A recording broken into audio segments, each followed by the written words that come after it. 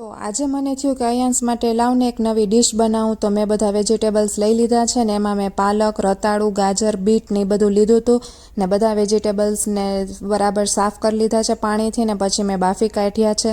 ને બાફીને આપણે મેશરની મદદથી એને બરાબર મેશ કરી લેવાના છે, બધું એકસરખું થઈ જાય ત્યાં સુધી મેશ કરવાનું છે ને પછી એમાં મેં હળદર, ધાણા જીરું ને મીઠું નાખી ને એની ટીકી વારી લીધી છે। આવી રીતે સ્ટફિંગ લઈને વારાફરતી બધી આપણે ટીકી કે કટલેસનો શેપ જેમ આપીએ એમ આપણે આપી દેવાનો છે ને પછી એને